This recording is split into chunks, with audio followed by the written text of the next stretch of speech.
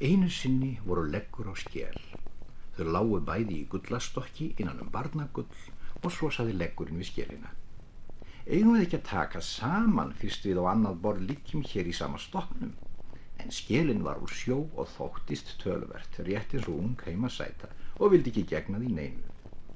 En svo kom drengurinn sem átti gullastokkin og tók legginn og batt hann rauðum þráðarspotta og reið honum pallinn og seinast lét hann látúnsbólu í endan á honum.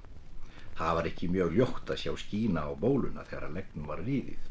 Líttu nú á mig, sagði hann við skelina. Hvernig líst þér nú á? Ættum við nú ekki að taka saman? Hjónasvipur með okkur, þú ert úr sjó og ég úr lambsfæti. Ég sé ekki betur að það geti farið vel á með okkur. Á, haldið þér það, sagði skelin. Þér muni líklega ekki eftir að ég rekin úr fjöru og ég orðin forfrömuð. Kaupmaðurinn hefur fundið mig sjálfur og étið úr mér fiskinn og ég hef komið á meir en einn postulínsdisk. Satt það, sagði leggurinn, en ég líka úr golmögóttum lambsfæti og hefur verið súrsaður blessuð mín og presturinn hefur borðað af mér sjálfur og nú búið að setja bólu í endan á mér, eins og þú getur séð. Það nú víst, sagði skelin. Svei mér far ég þá sem skammi mig ef ég skrökva, sagði leggurinn. Þér getið komið fyrir yður orði, sagði skelin, en ég má það nú ekki samt. Ég hálf lofuð að kalla má.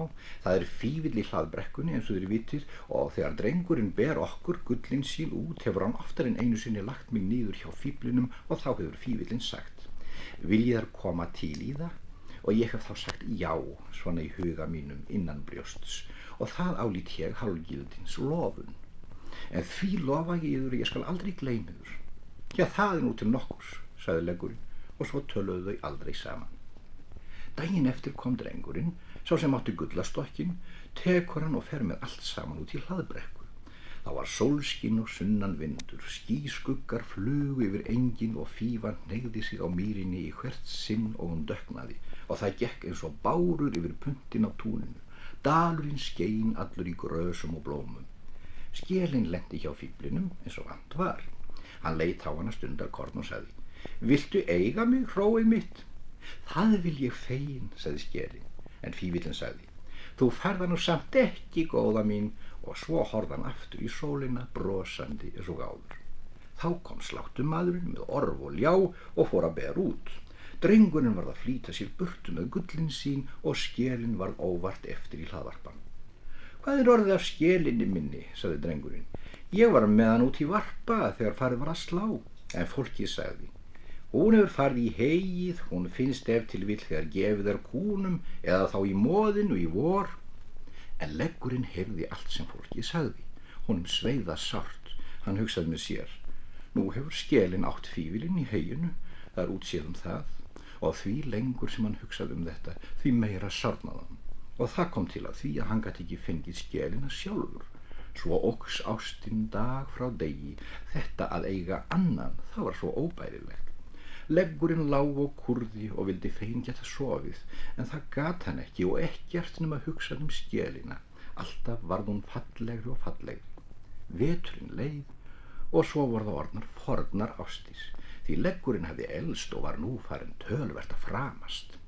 Drengurinn hætti einu sinni að ríða honum og fleig honum út í skot, en ein vinnukonan fann hann og litaði hann fagur grænan og vatt upp hann þráð og nú fekk hann bæði embætti og nafnbót og var kallaður Þráðarleggur. Já, það var nú ofurlítill munur. En svo hvarf hann vorið og enginn vissi hvað af honum varð. Það var leitað og leitað af því hann var Þráðarleggur en hann fannst hvergi. Hvað var þá orðið af þessum embættislegg með nafnbót sem enginn lifandi maður gat fundið? Það skal ég segja þér. Hann lá út á haugi. Hann hafði óvart verið borinn út í sorpinu. Þar var nú lítið dýrðir, gamlir íleppar og skóvarp og annað þaðan að verra. Leggurinn gaut hornuga til þessa samsafnaður og sagði eins og hann var: Jú, ég fallega settur innan allan þennan hroða. En svo sér hann skel, ef skel mætti kalla, kolmórauða og skörðótta og gott ef ekki rifna, og það var sama skelin sem árinu áður hefði legið í sólskininu fram í varpa og ætlað sér að eiga fífilinn og farið í heyið. Fegin verð ég, sagði skelin, að einhver kemur hér sem talandri við. Komið sælir, sá hún og virti legginn fyrir sér.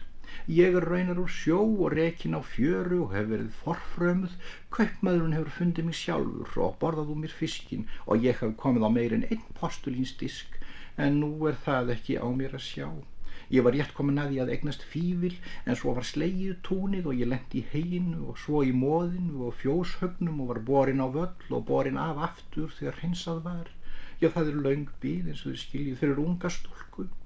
En leggurinn svaraði engu. Hann var að hugsa unnustu sína sem verið hafði og eftir því sem hann heyrði skélin að tala lengur sá hann alltaf betur og betur að þetta væri sama skélin og sé að það nú komin. Þá kom vinnukonan að kasta úr sorptrögi. Nú hér er þá leggurinn minn, sá hún, og svo tók hún hann upp og bar hann inn í bæ og hann var allur þveginn og þótti fallegur enn og varð aftur þráðarleggur og var geymdur lengi og bólan sat alltaf í endanum á honum. En skeljarinnar er ekki getið og leggurinn nefndi hana aldrei á nafn.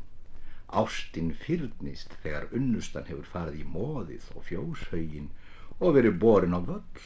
Maður þekkir hann ekki aftur þegar maður rekst á hana í sorpinu.